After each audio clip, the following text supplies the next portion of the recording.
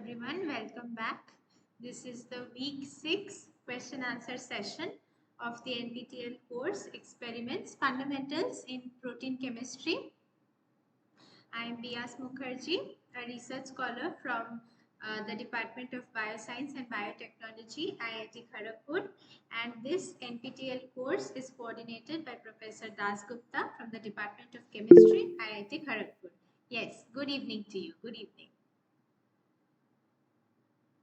Okay, can you see my screen? Can you see the PPT?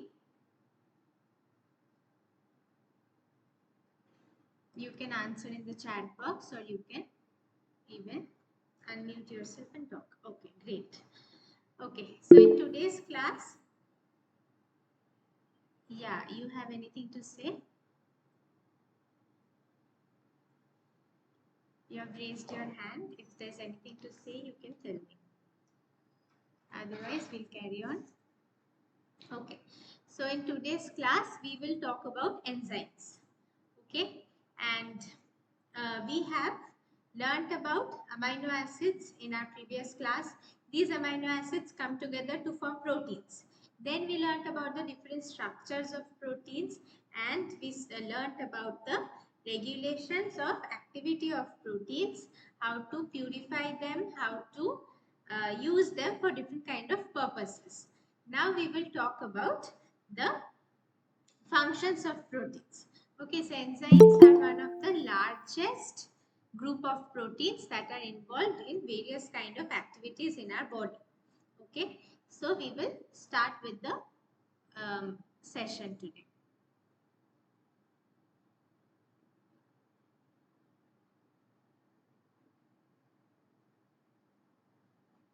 Yeah, so I'm not presenting it in the form of a slideshow because that often delays the like changing of the slides. So we'll go like this. Okay, you tell me if you're not able to see the slides changing. Okay. So let's start talking about enzymes. Enzymes are biological molecules that catalyze biochemical reactions with very high specificity. Now what is specificity? Specificity refers to the selectivity. Okay, so that means whether a particular shape is present or not, and only then the complementary shape can bind. So that is specificity, and it can be shape complementarity, it can be based on the sequence of let's say residues or nucleotides. So whatever chemical groups are present, the arrangement, the 3D arrangement of these chemical groups provides the definite shape, provides the definite environment for optimal interactions, right? So that is all about specificity.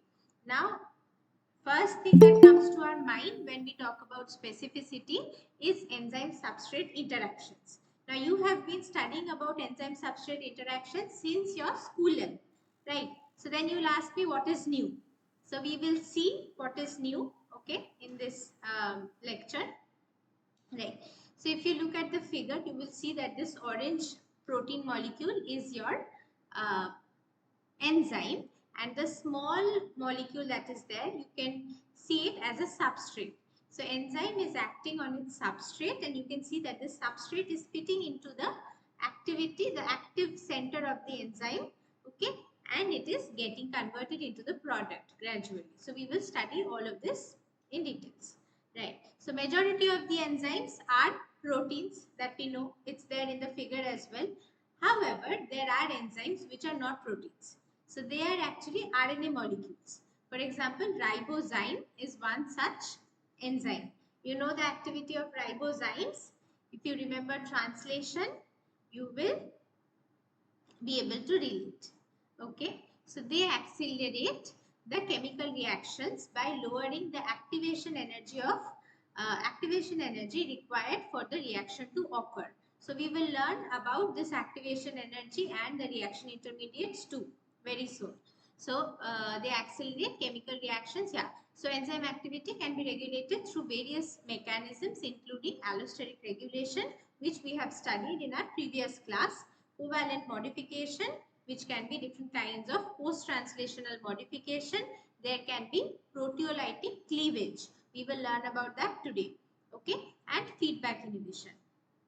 So what is feedback inhibition? It means that initially when a particular molecule is present, it is helping in the activity of another molecule, and when this is activated very much and we don't want it to get more activated, then what happens?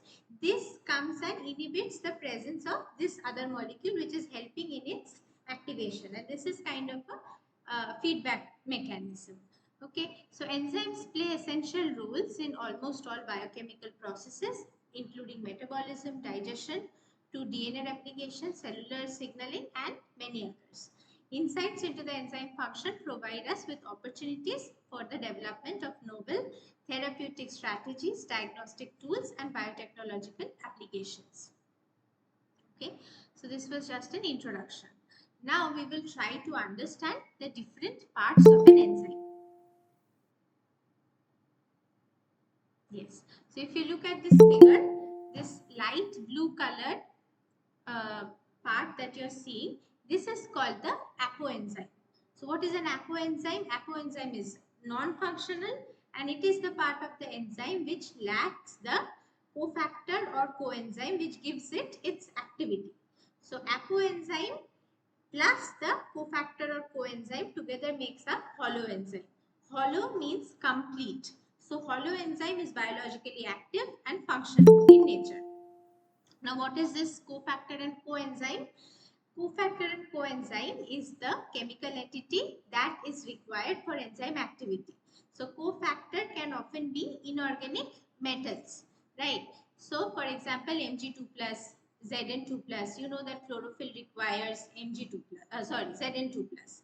You know that these DNA, let's say DNA polymerase, this will require Mg2 plus. So that is its cofactor. Okay, now what about this coenzyme? Coenzyme, if you remember, E. coli DNA ligase, it requires NAD+, right, for its activity. So this organic moiety is actually a coenzyme. So that is the difference. Cofactor is often a metal ion, but then coenzyme is often a molecule which is an organic molecule. Right, so here are some examples for you. See, NAD plus, this is required for redox reactions, right? Similarly, cofactor zinc is given, which is important in DNA replication. Then the apoenzyme and holoenzyme has also been described here, so you can go through this. Okay, now we will look at the active site of an enzyme. Now, active site of an enzyme is one of the most important parts of an enzyme and it has certain very important characteristics. So, these four are the important characteristics of an active site. And what exactly is the active site? Active site is actually the region in the enzyme which is formed by proper folding of the enzyme, and here the residues that are involved, they form the catalytic center, and these catalytic residues are the ones that actually interact with your substrate and they are performing this catalysis reaction. So active site of the enzyme is the region in the enzyme. It is kind of a pocket or a cavity into which the substrate comes and fits. Okay, so the properties of the active site is that first is specificity.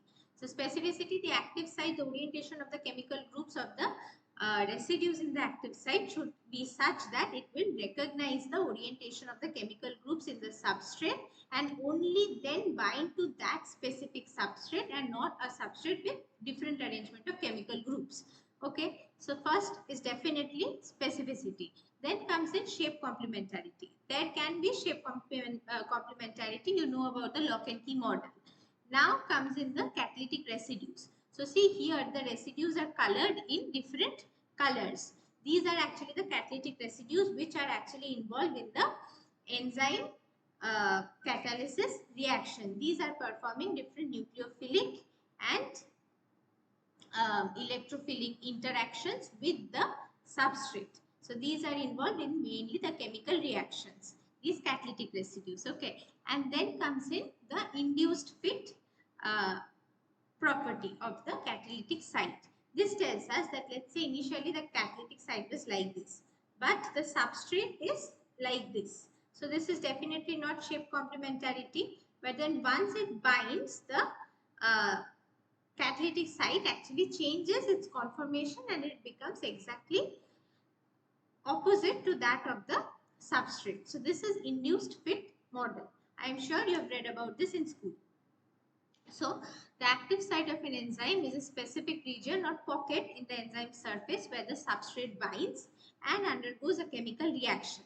It is typically a groove or a cleft formed by the arrangement of amino acid residues in the enzyme's three-dimensional structure.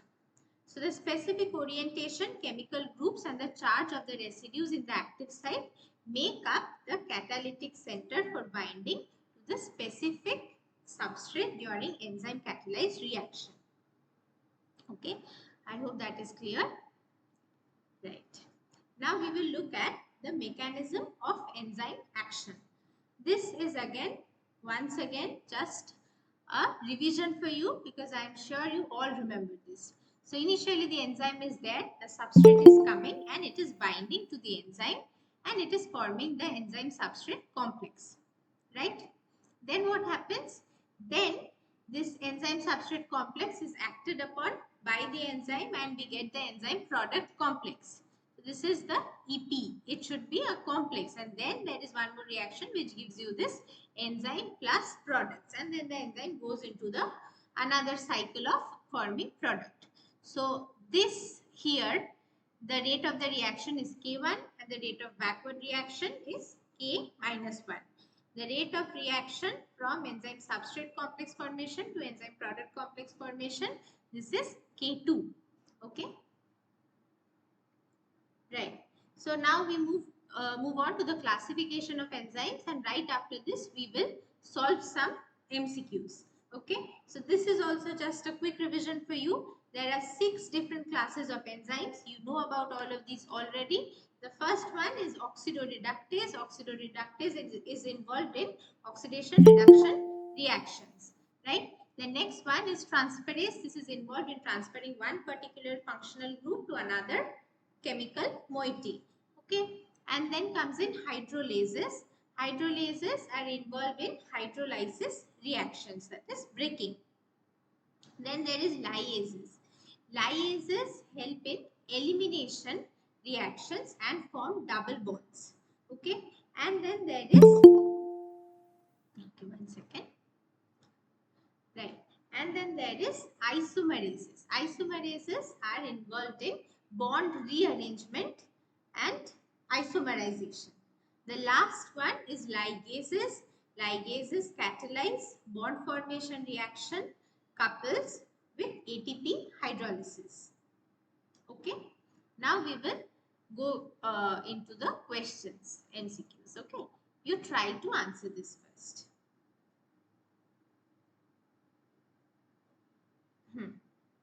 This is a question. It's a very basic question and based on whatever we have learnt until now, you should be able to answer this. So what are they asking? The question is, the enzyme active site should preferably be analogous to the product, substrate and transition state. So since I have not talked about transition state yet, I have provided you with this picture. You can view this picture and you can try to understand and answer my question. You can write in the chat box. A. Okay, so A is substrate only. Alright, very good. Let's look at the answer. Yes, sorry, this should be A. Yeah, it is substrate only. You're right, it is substrate only.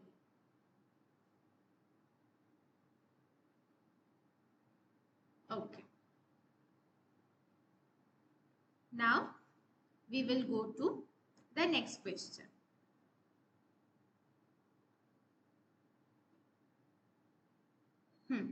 So, we will have a look at the transition state and intermediate quickly and then we will move on to the next question.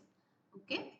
So, This here in the picture, you see that this is the free energy. This axis denotes free energy, and this axis denotes the reaction coordinate.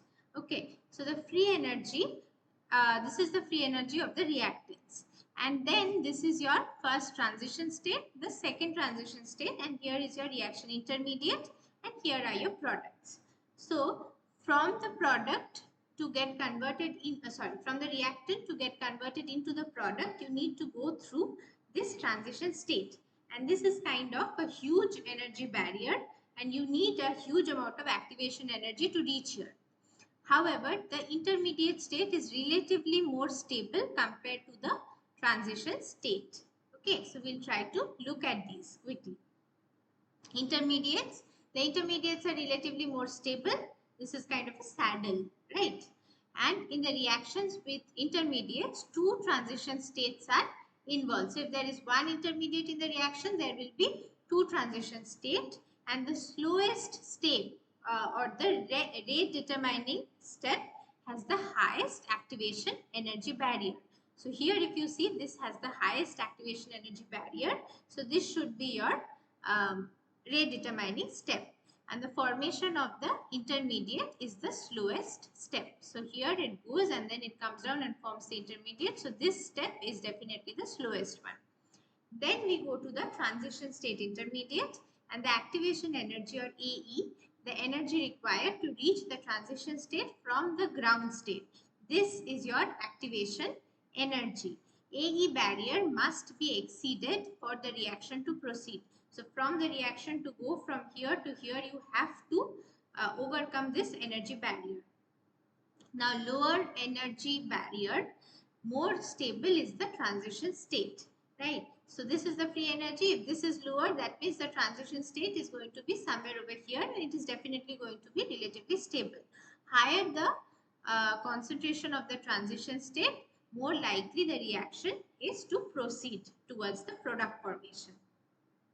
Okay, I hope that was clear.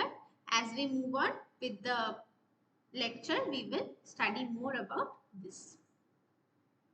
Okay, now this is one more MCQ question, MCQ.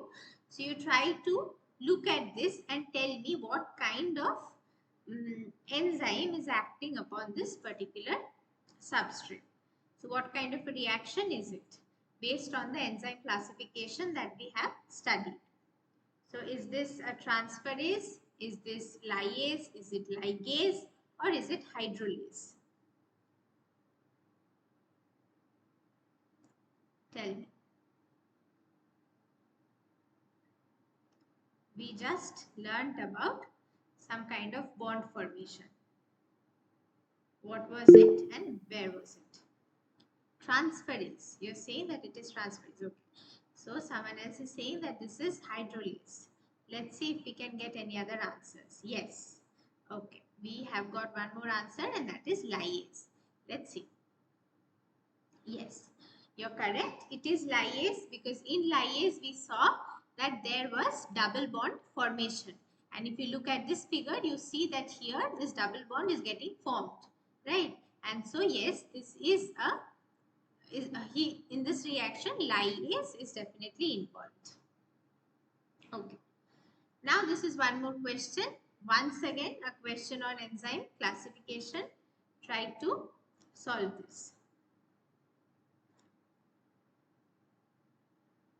Which group of enzymes would be involved in the reaction shown that involves the conversion of carbamoyl phosphate to carbamoyl aspartate?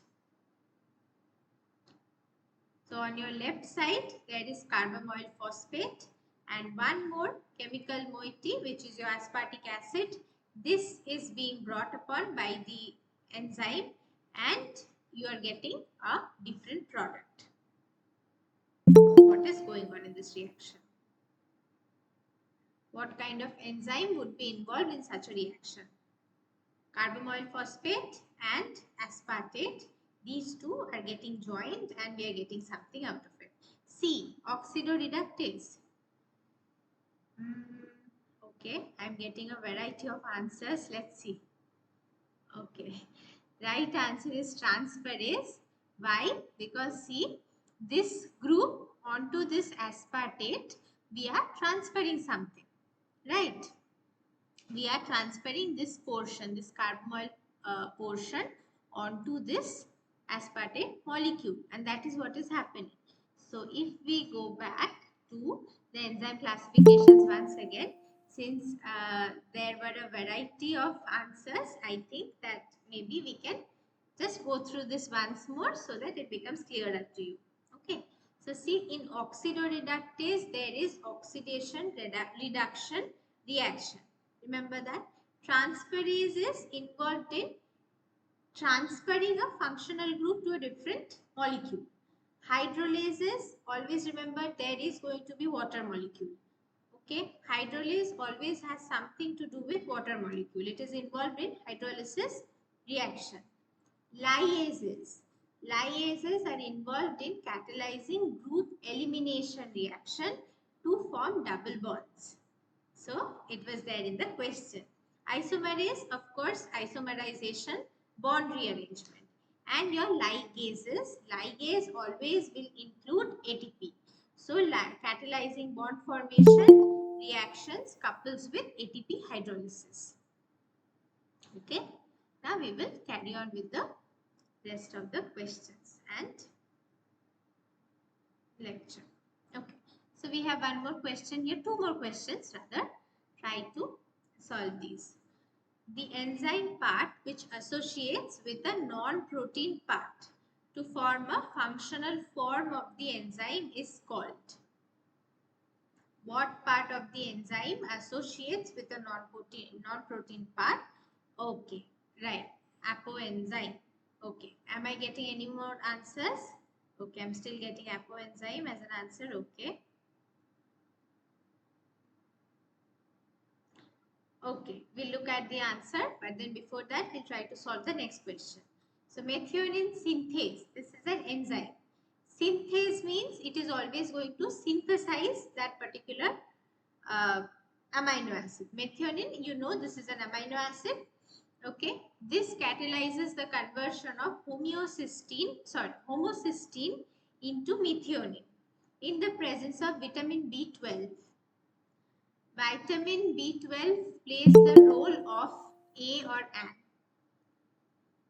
Now, what is vitamin B12? Is it an apoenzyme? Is it a holoenzyme? Is it a cofactor? Is it a prosthetic group? Tell, which one do you think is the right answer? This is for the second question on this page. C, cofactor. Okay, think. What do the others have to say? C, cofactor.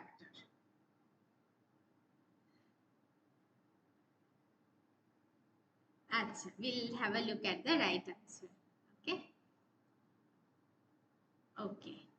So, the enzyme part which associates with a non-protein part to form the functional form of the enzyme is called apoenzyme, and vitamin B12 here is playing the role of a cofactor. But you can actually go back and check, okay, whether this is cofactor or prosthetic group, because you know that for it to be a cofactor it should be a metal ion, but then for it to be a prosthetic group it needs to be an organic moiety. So whether it should be a cofactor, it should be a prosthetic group, that you can check. Okay, this is your homework. All right. Now we will try to look at the properties of enzyme catalysis. Enzymes increase the rate of reactions by lowering the activation energy required for the reaction to occur, and thereby speeding up processes that are essential for life. So this is the free energy axis. This is your enzyme, this is your substrate, and this is the transition state. Without the presence of the enzyme, this was the activation energy that was needed for product formation. But with the presence of the enzyme, only this much energy is required for the enzyme substrate interaction and enzyme product formation. Okay.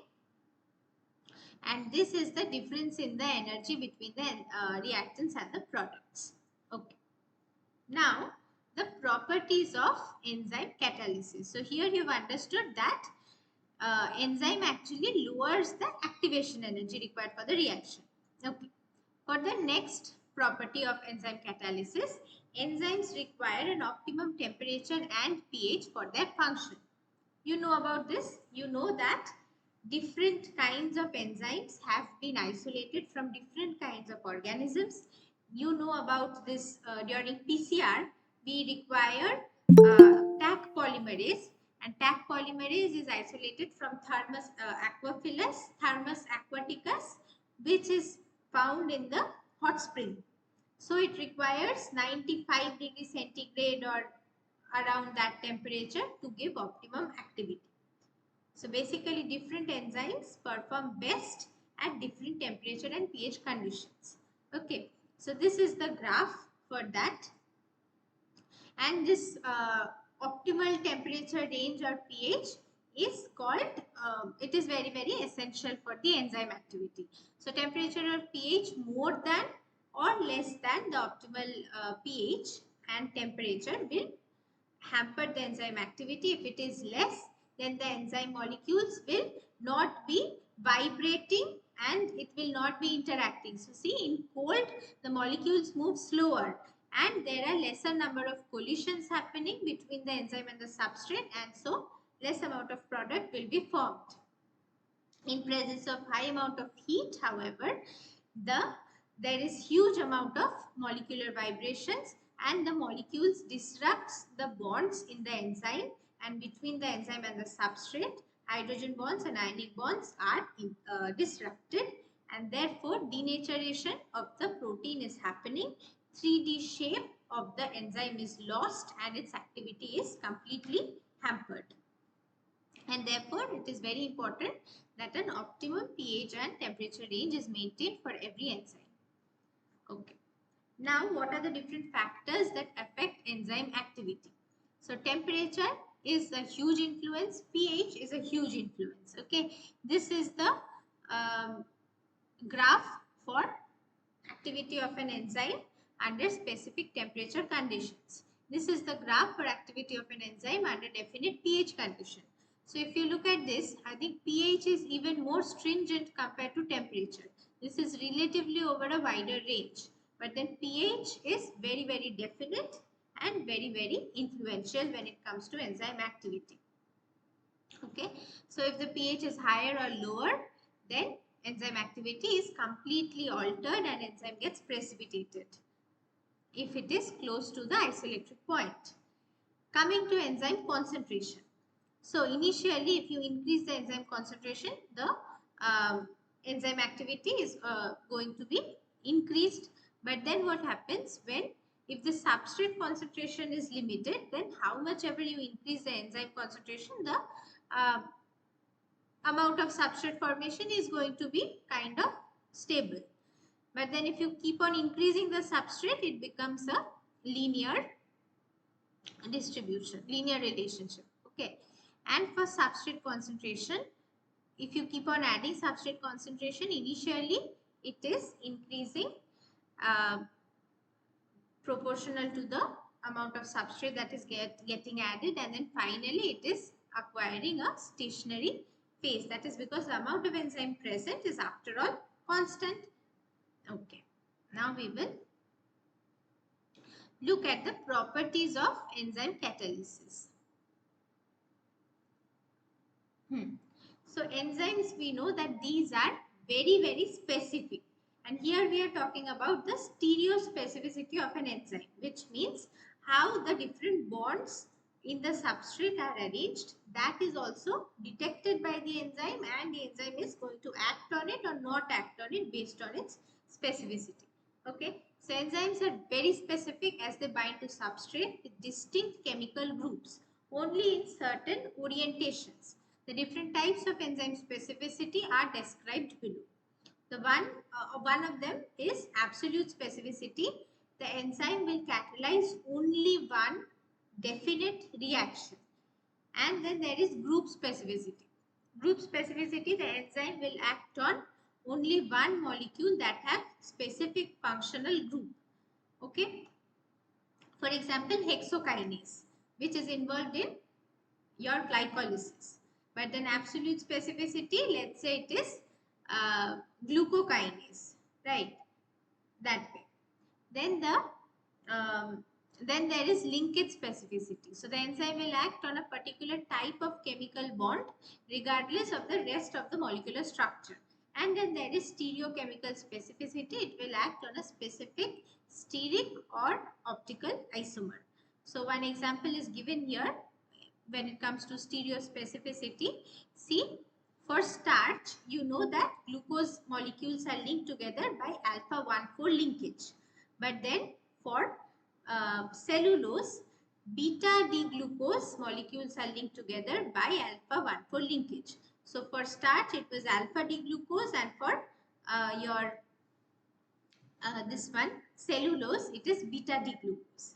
So alpha and beta again depends upon whether this OH group at the whether this OH group is present on top or below the plane, right? So based on that, so if I tell you from here, based on that, this O group and the OH group present over here. So based on that, alpha amylase is going to bind, and based on that, your other enzymes are going to bind over here. But then alpha amylase is definitely not going to bind anymore, right? And then enzyme specificity can be of different types. There is bond specificity, group specificity, substrate specificity, optical specificity, geometrical specificity, and cofactor specificity.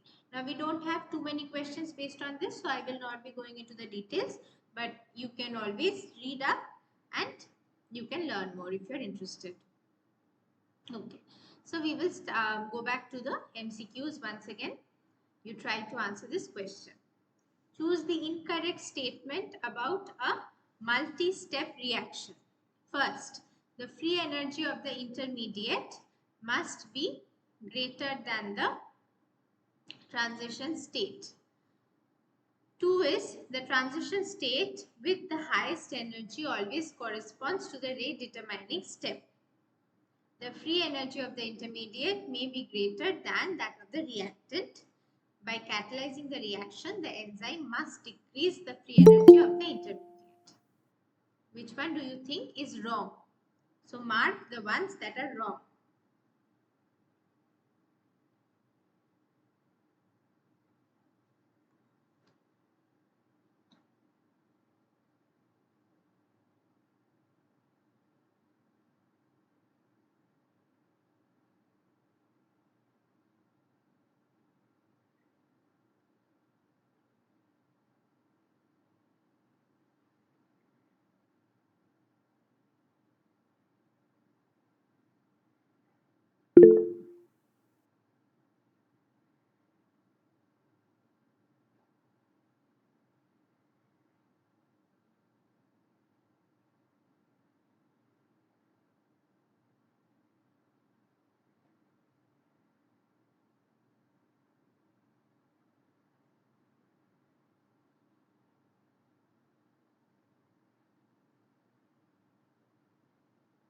Okay, so we have started getting answers. It is very good. Let's see. Let's see which is the right answer. Okay, so the right answer is D. And why is that so? Here you are supposed to mark only the incorrect sentences. So the free energy of the intermediate must be greater than that of the transition state. That is definitely wrong, because you see the intermediate lies here and the transition state lies here. So the energy of the intermediate is definitely lower. So this is definitely incorrect. Okay. Then the transition state with the highest free energy always corresponds to the rate determining step. That is true. Transition state with the highest free energy corresponds to the rate determining step. So this is correct, and we will not mark this because they have asked for the incorrect statements. So in whichever option there is 2, that gets cancelled out. So we are left with D anyway. Okay, and then the free energy of the intermediate may be greater than that of the reactant. So free energy of the intermediate may be greater than that of the reactant. That is correct. and by catalyzing the reaction, the enzyme must decrease the free energy of the intermediate. No, the enzyme decreases the free energy of the transition states and not the intermediate, right? So it is not decreasing the free energy as such, it is decreasing the activation energy. So it is not decreasing the free energy but then the activation energy. So therefore we are left with 1 and 4 as the wrong options, and so the right answer here in this would be D, option number D. Okay, I hope that is clear. You can stop me and you can ask me questions if you're not able to understand. Right, we have one more question. Try to go through this. This is a very simple question. You can try to answer this.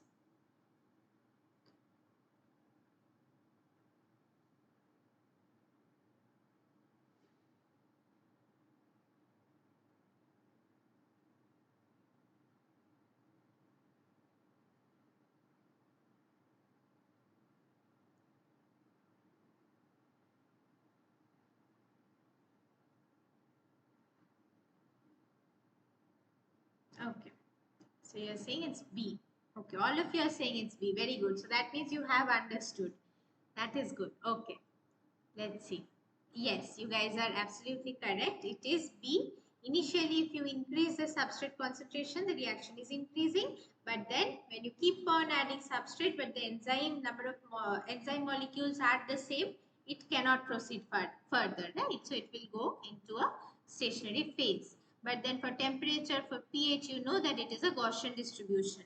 For activation energy, you can look up. Okay, what is the graph for activation energy?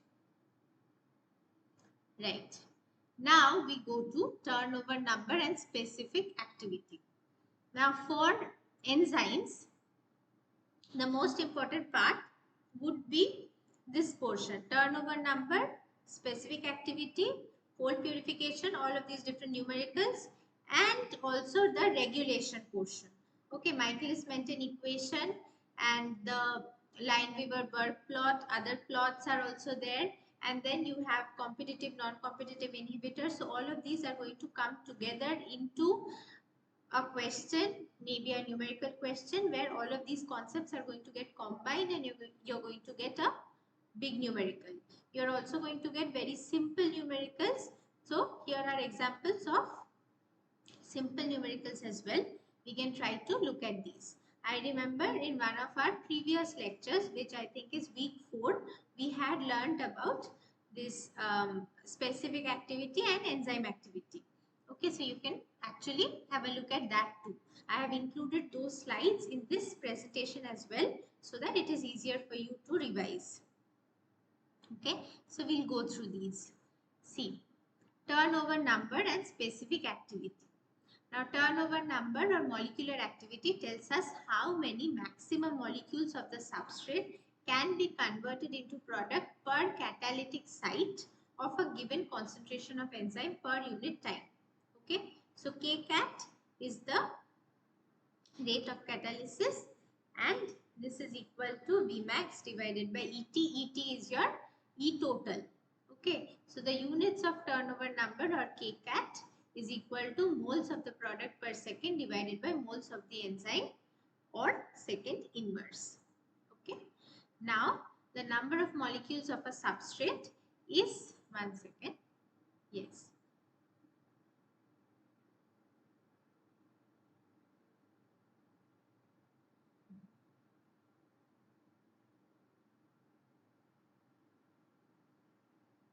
number of molecules of the substrate is transformed to products by enzymes per unit time, and it is defined by enzyme activity. Specific activity is the activity of an enzyme per milligram of the total protein. I hope you remember these two boxes. We had this in lecture 4 as well. So classical units and international units. Okay, all of these are given units of enzyme activity. Classical unit is your micromole of substrate transformed per minute, and it is given as unit. But then international unit is mole substrate per second, and it is given in kcal. Specific activity, micromole of substrate per minute of per microgram enzyme, sorry, per milligram of enzyme, and that is unit per mg enzyme. Specific activity international unit is mole substrate per second kg enzyme. You can read all of this, okay, and I would say you should practice these as much as you can. I have sent you all the links for all the numerical questions and MCQ questions in the week 4 slides, right? So please go through those. Now here is an example for you. See, they have told you that 10 micrograms of a particular enzyme with molecular weight given in the presence of excess substrate exhibits a reaction rate, that is your K, of so and so micromole per minute at substrate concentration this. The rate of the reaction is this. So now you have to find out what is Bm, what is Km. Km is Michaelis-Menten constant, and what is K2 or Kcat, which is your turnover number. And this is how you can actually calculate. Okay. Right. So, 1 second.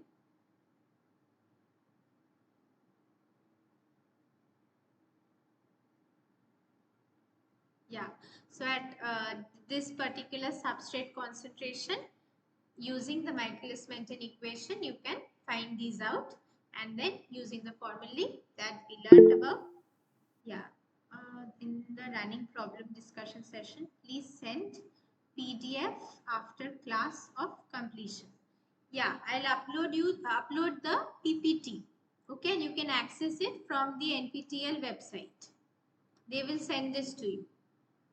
Okay, I will upload the PPT, and from there you can access the PPT. And not just that, today's recording is also going to be uploaded on YouTube. So in case you have to miss the class for any reason, you can always go back and check, okay, on YouTube. Alright, so this is how you can actually practice these numericals. These I would say are very important for you, so please practice them well. Now we have a small question.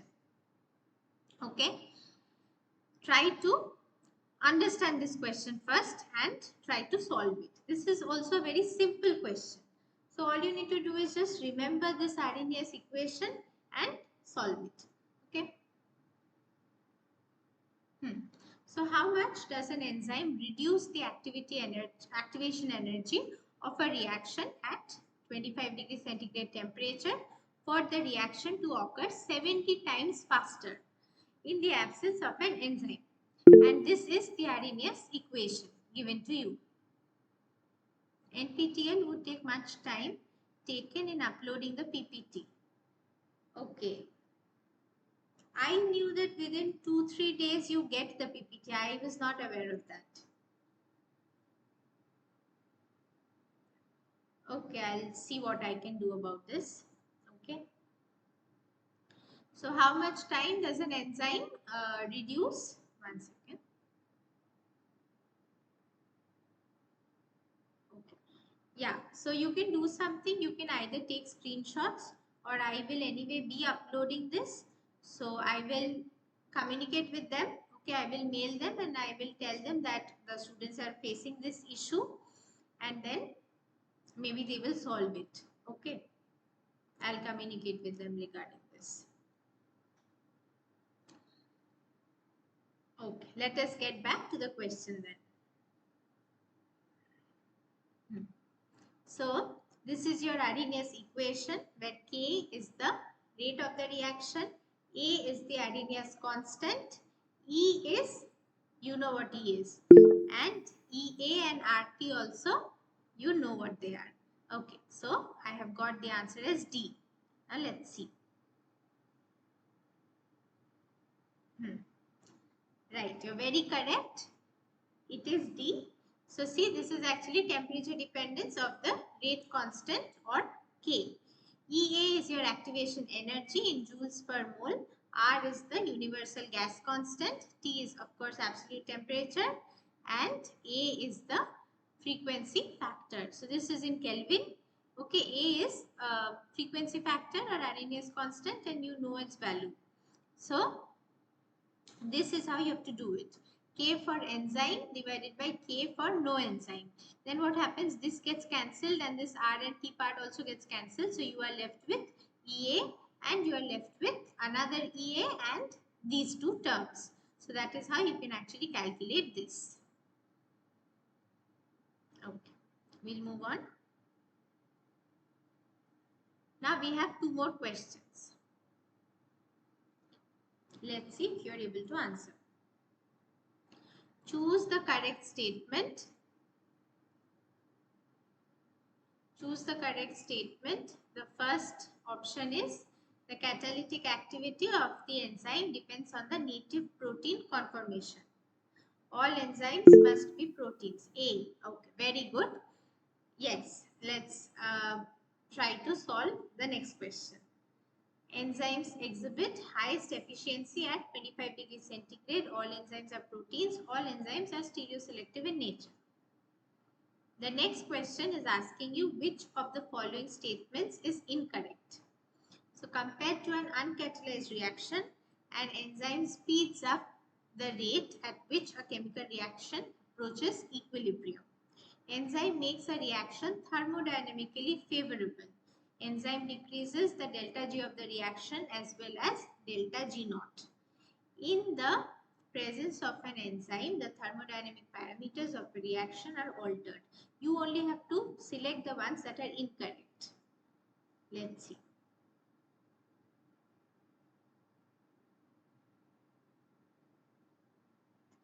B and D. B and D, you are saying they are incorrect.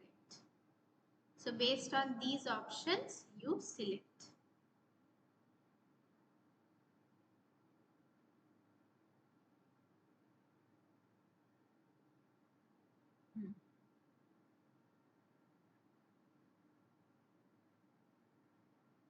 D.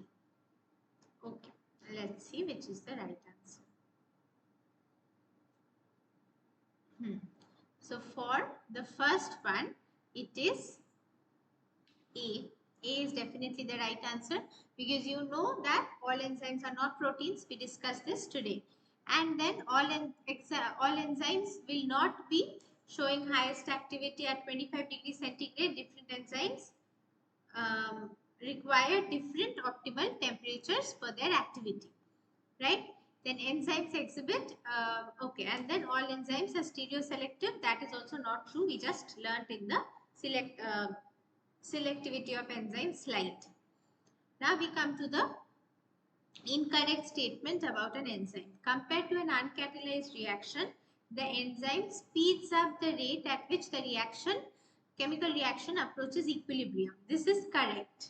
So that means this should not come as your answer because they are asking for the incorrect statements. So A is definitely not going to come in the answer. Okay. So that eliminates C from our list. Now enzymes make a reaction thermodynamically favorable. Okay. And then that is not correct. Enzyme decreases the delta G of the reaction. No, it is exactly the same thing. Both of these sentences are saying the same thing. So both of these will be incorrect. And in the presence of the enzyme, all the thermodynamic parameters of the reaction are altered. That is also not true. So then 2, 3 and 4 are your incorrect options and you will have to select these. Okay. Now we come to a very nice and interesting thing. This is called a catalytic triad. So what happens is we have read about enzymes. Now we will look at the active site of an enzyme in details. Okay. What happens is this yellow part that you are seeing, this is actually the active site of a trypsin enzyme. Okay. In this enzyme, there are 3 residues. These 3 residues are the 3 active site residues which are mainly involved in interaction with the substrate. Okay. Now this is a proteolytic enzyme. It is going to cause cleavage. Right. So see, there is this aspartate, there is a histidine and there is this serine. Okay. Now what happens is the arrangement polarizes serine hydroxyl group and histidine becomes the proton acceptor and stabilized by aspartate. So serine 195 in the triad, this is acting as a nucleophile. In trypsin and chymotrypsin, this serine residue is located in a conserved region in the enzyme's active site and plays a crucial role in the hydrolysis of peptide bonds. You know that proteolytic enzymes are actually cleaving the other peptides or proteins by breaking the peptide bond. Right? So, what about histidine? Histidine, this functions as a general base and it abstracts a proton from the serine's hydroxyl group, enhancing the nucleophilicity of the serine residue. This action helps in the formation of a highly reactive alkoxide ion, which we can see in the figure on the right. You see that there one alkoxide ion has been formed, right? So, next what happens is this aspartate, this is mainly involved in stabilizing. Okay, stabilizing the positive charge on the histidine during the catalytic process. It helps in maintaining proper orientation and ionization state of the histidine. Okay, now we will look at the process of how entirely this substrate binding happens and then what all happens as a result of that. So see, this is your substrate. This is an amino acid. It is binding here and then there are a lot of interactions because of which there is release of these and the proteolytic cleavage happens. So you can read about all these steps. Okay, there are different steps and you can read about these. I have provided you with the links to the books and websites in the reference section.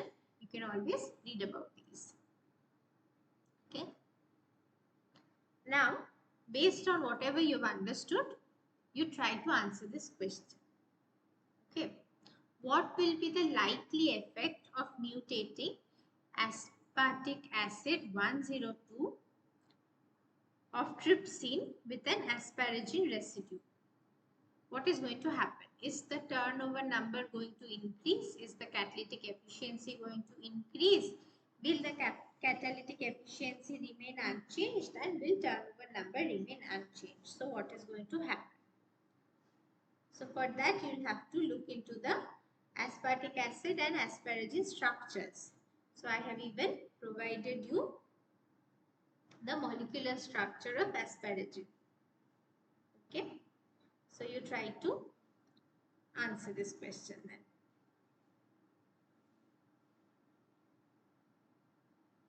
What is going to happen?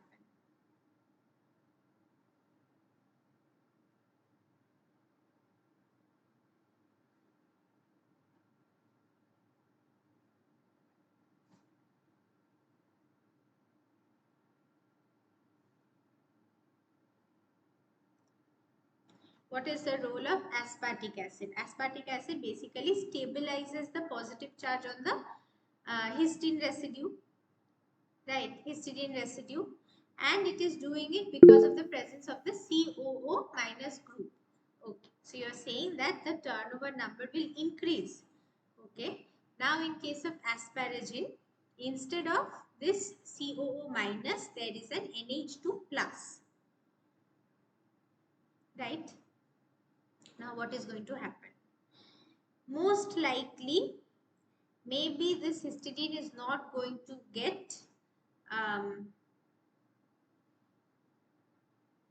most likely it is not going to get stabilized, because of which the catalytic efficiency may decrease. But then in none of the options that is mentioned. Okay, there is also a possibility that with this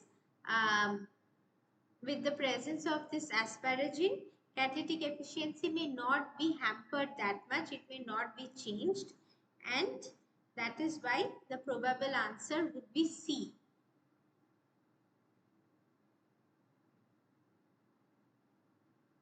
Okay, you can read about this more if you have doubts, and we can talk about this in the next class if you have any doubts regarding this. But then catalytic triad is a very interesting concept. You can read about this if you're interested. Okay, right. We have one more question, and this is a very long question. And then we will try to solve few more questions, but try to understand this. In chymotrypsin protease, it is a digestive enzyme component found in pancreatic juice. It is active in the duodenum, where it performs proteolysis. Now these enzymes, your trypsin, chymotrypsin, all of these enzymes, they are actually digestive enzymes, right? They help in breaking down the food that you eat into smaller components which can be again digested easily, right? And see, this is there in the duodenum, and it performs proteolysis, that is breaking down of proteins and polypeptides.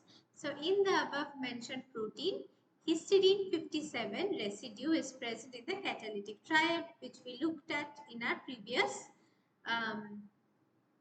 slide.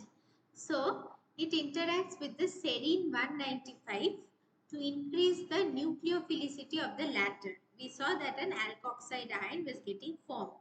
On the other hand, the aspartic acid 102 plays two roles in the catalytic process.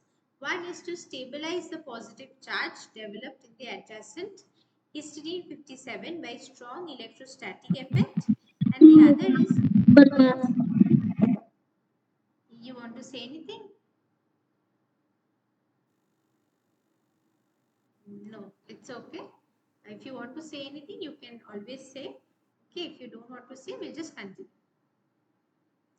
So, histidine 57 by strong electrostatic effect, and the other is to fix the alignment of the catalytic residues around the active site.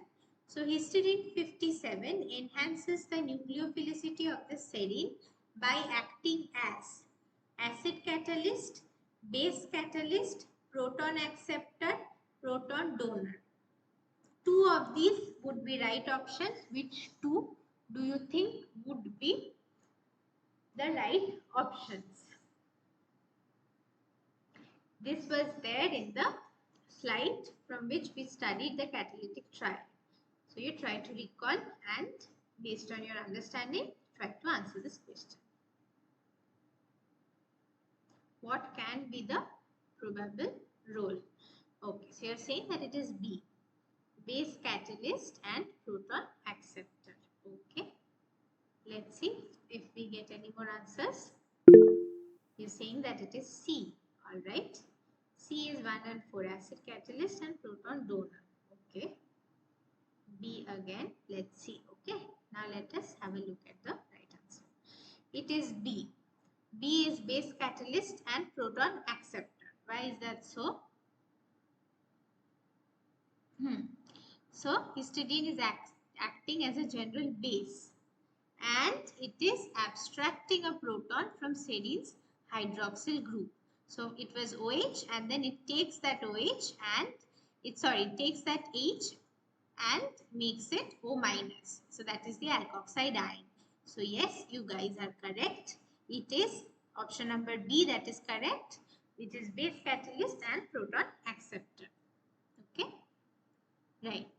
Now we will look at a very nice and very interesting concept.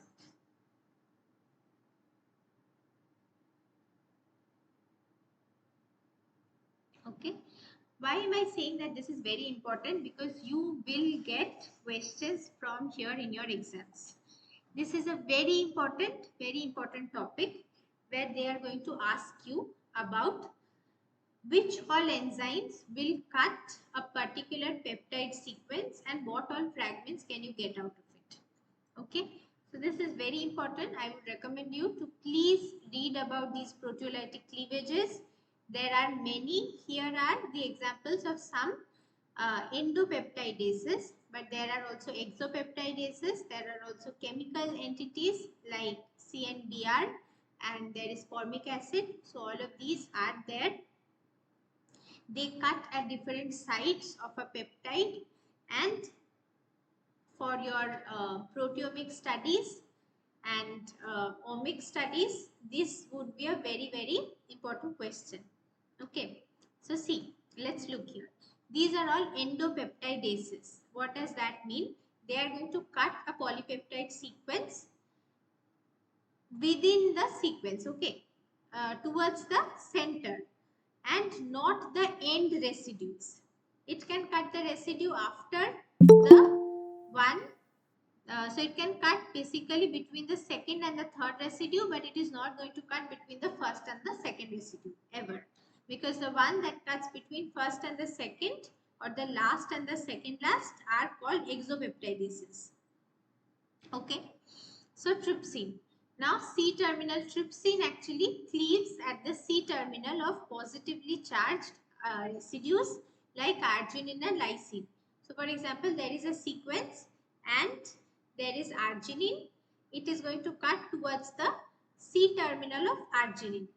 Only and only if no proline is present just next to arginine at its C-terminal. Okay, so proline should not be there. Now we come to chymotrypsin. Chymotrypsin cleaves at W, F, Y, which are your aromatic amino acids. Okay, so phenylalanine, tryptophan and tyrosine. Once again, proline should not be there at its C terminal. Okay. Now phenylalanine, tryptophan and tyrosine. Asparagine, histidine, methionine and leucine are also cleaved but very slowly. But if they ask in the questions, I think it is better if you do not mention these. Okay. Whatever sequence is given, W, Y and F with no proline towards the right would be the best option. Now elastase. Elastase cuts alanine, glycine and serine and valine. Okay, and there must not be any proline once again. And we come to pepsine. Pepsine cleaves at the N terminal. These were all C terminal, but pepsine, remember, it is N terminal of leucine, phenylalanine, tryptophan and tyrosine. So pepsine, you can say that this is kind of opposite to chymotrypsin, because chymotrypsin cleaves on the right hand side, that is on the C terminal, but pepsine cleaves on the N terminal of these aromatic residues. Once again, proline must not be there. And then comes in thermolysine. Thermolysine is cleaving at the N terminal of hydrophobic amino acids, including tryptophan, and of course the one towards the right should not be a proline residue. So these few you must remember. Besides these, there are also others. Please read about them. You can find them in Voigt and Voigt's biochemistry. You can find them in Leninger's. You can find them in the different websites which I have provided. Okay. Now we'll try to solve questions on these. So now we will talk about zymogen. Now, what is a zymogen? Zymogen is basically an inactive form of enzyme. So initially when the enzyme gets produced, it's a protein, right? So when it gets produced, it is having some extra segments, extra regions, and because of this, it is folded into a different structure that is not the same as its biologically active native form. Then what happens? Under different environmental factors, as is shown in this figure, different environmental factors, there can be proteolytic cleavage, there can be different kinds of alteration in the fold of the protein. Then what happens? The protein actually gets activated. So that is called autocatalysis activation, and it can be activated by a different enzyme. So then it will not be called autocatalysis. Okay, and then it becomes an active enzyme.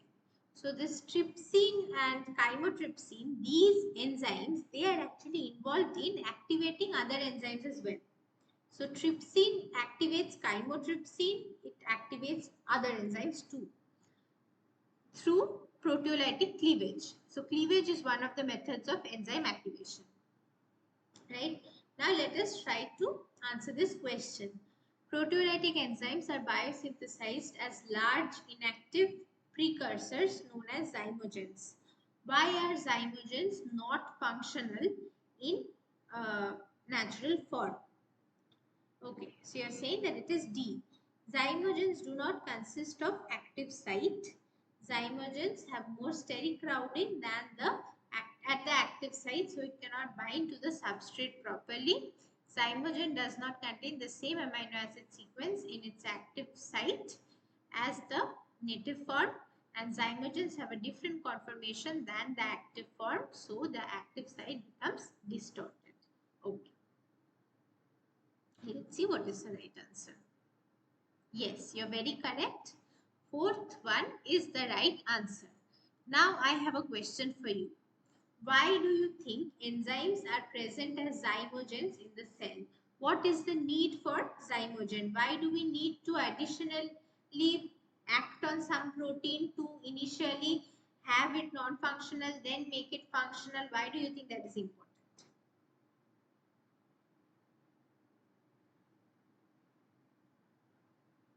You can write in the chat. We are made up of proteins, and if they are in active form, the self digestion will go on. Yes, very correct. Yes, exactly. That is why they are made in zymogen form, and they will be active only in definite pH conditions, in different cellular compartments, or when they will be activated by other enzymes.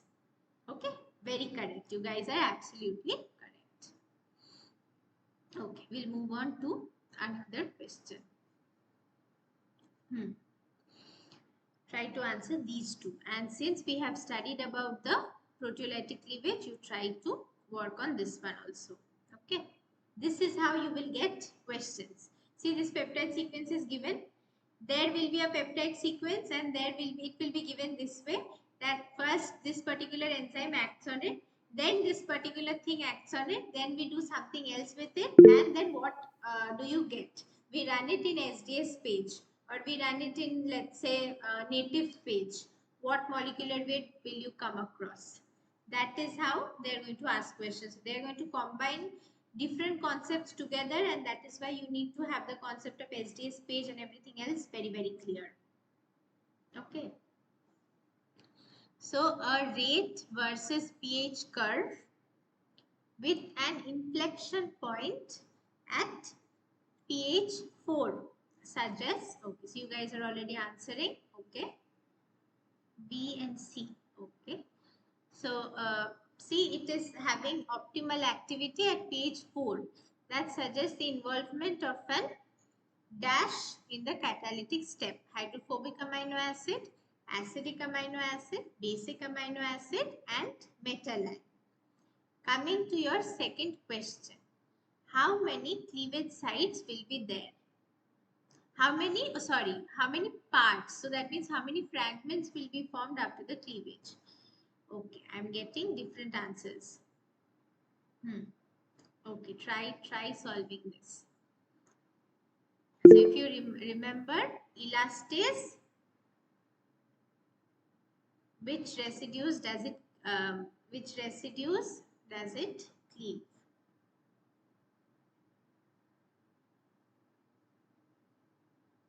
And you also have to keep in mind that it is not a exopeptidase, it is not an exopeptidase, it is an endopeptidase. So it is not going to cleave the residue that is present just before the last residue. Remember that.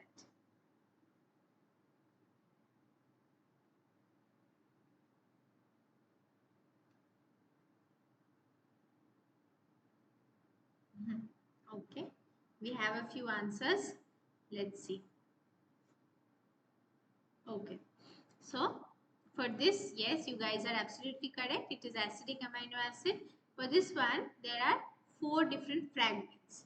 Why are there 4 different fragments? Second serine is followed by proline. Second serine. That is not second, it is actually the C terminal, right? You have to read a peptide sequence from N to C. So that is actually the last proline.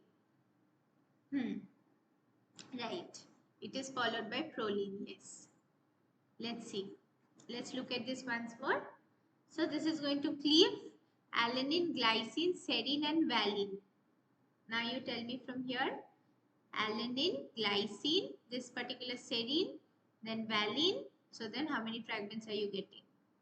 Glycine, alanine. But then it is not going to cleave here. So then how many will you get? 1, 2, and then 3, and then 4, and this separately also you're going to get. Right? So mainly 4 parts, because this is one residue just. Oh, sorry. This is going to, right, it's correct. This, and then this is just a single residue, and then you're going to get this, then you're going to get this, and you're going to get this. So 4. Yes. Okay. Now after this, there are some more concepts which I think ma'am has already taught you. Okay. I have just included these for your revision, but then we do not have any questions on these. So I would recommend you to go through all these concepts. In case you have any doubts, you can always come up. You can mail me on my mail ID that I provided in the last class. You can talk to me in the next class, and then we can figure it out. Okay. So these are the different topics that you can go through. This, if you remember, all these slides are there in your week 4 PPT. Okay. These are there in your week 4 PPT, and you can just give them a revision, quick revision. That is why I have provided this here as well. These are all there. Now we come to regulation of allosteric enzymes. We had talked about allostery in our previous class, but then we hadn't talked about this non-competitive and uncompetitive regulation. But then I believe that everything is given in a very self-explanatory way in the slides. Plus, of course, ma'am might have taught you. So I will believe that it shouldn't be difficult for you to understand. Right. So I would recommend you to go through these, and then we come to the plots in enzyme kinetics. So enzymes, the chapter of enzymes is never over until we talk about plots in enzyme kinetics. So there is the Michaelis-Menten curve, there is Lineweaver-Burke plot, and there are the different equations that you have to know, that you have to remember. There is steady state equation and the different assumptions. So everything is given here. Please go through this. All right. And this is the mathematical expression. Every single thing is given here. Please go through it. One tiny question is also given. Why is it that the Michaelis-Menten constant is equal to substrate concentration at half of maximum velocity? Even that is given. The entire derivation is given. Okay.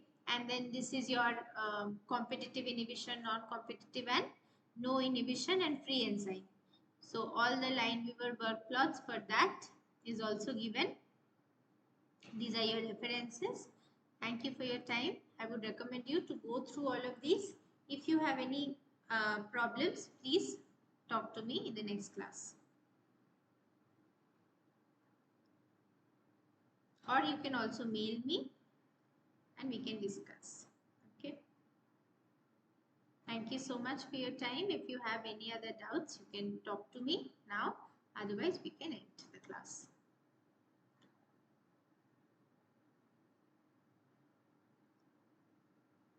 Thank you so much, everybody.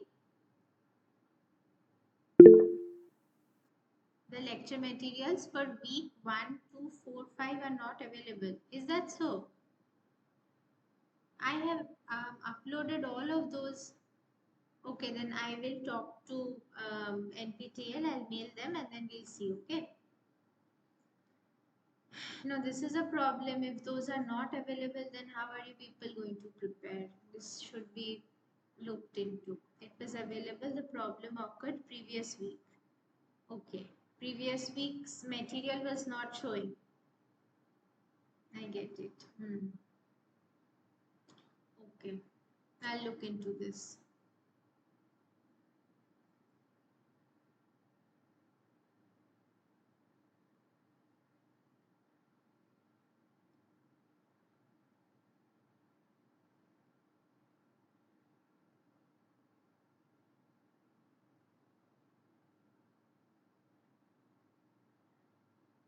Thank you so much.